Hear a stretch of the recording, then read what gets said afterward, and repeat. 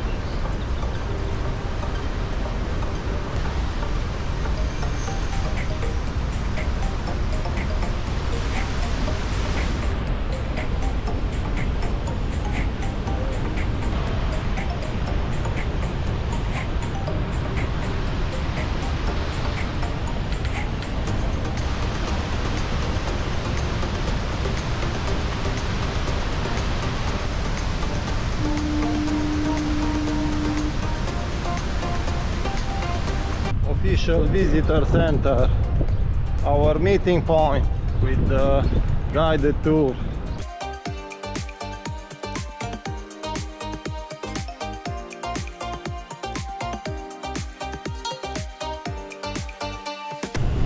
Now the very first boats that they used, those were side paddle boats that were powered by steam, and they used coal to produce the steam, and they held about 100 passengers.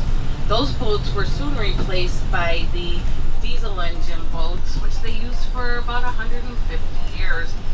And 2 years ago, they had 2 brand new electric boats made, and those electric boats hold up to 600 people. The diesel boats held about 400. Now, they don't put that many people on the boats, but that's what the capacity is. Now these boats, because of their design, they are able to get closer to the waterfalls than any other boats.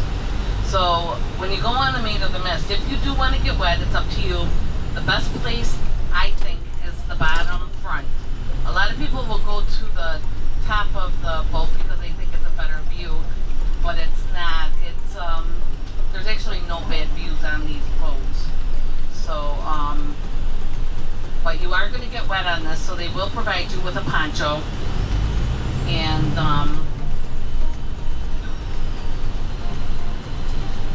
they'll give you the ponchos just before you get on the boats. Now, I do recommend not putting on the ponchos until you get on the boat. You will not need them until you get on the boat, because it's basically a plastic bag, and it's already 80-something degrees out today, so you don't want to stand in the sun.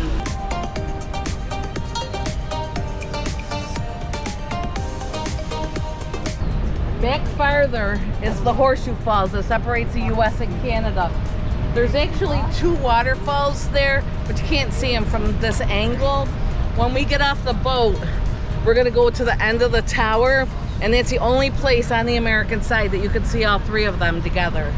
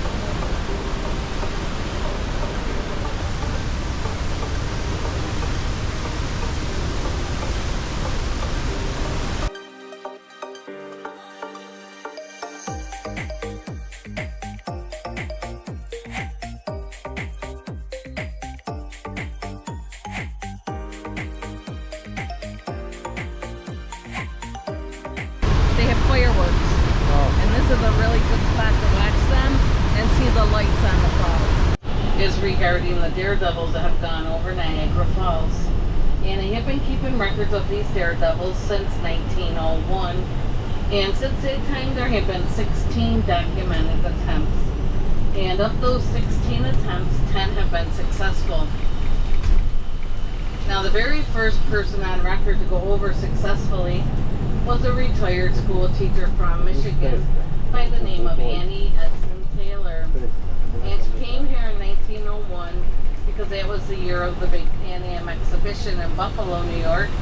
And she was hoping that if she could go over and survive, that she could take her barrel with her to Buffalo and charge a small fee to have pictures taken with it. So she came to Niagara Falls and she got herself a manager. They designed her barrel. They had it made out of oak, and they put a mattress inside for her protection. Now it took them just a few minutes to go through the, and they brought her over to Goat Island, on the morning of October 24th, 1901. And the significance of that day is that was Annie's 63rd birthday.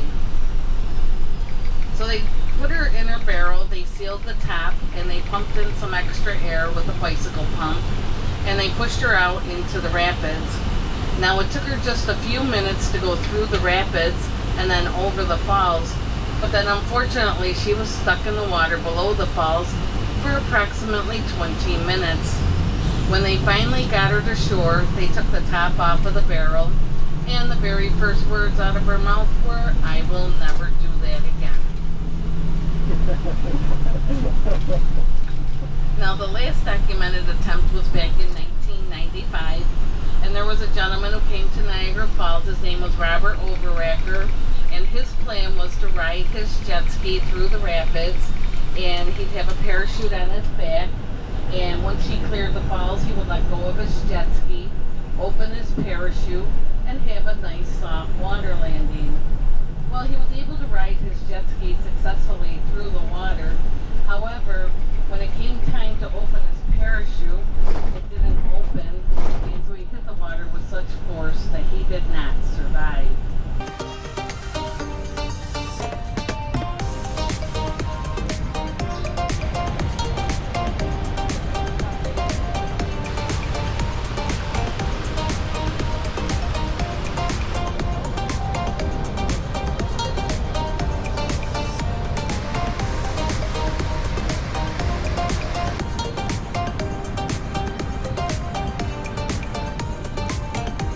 Canada.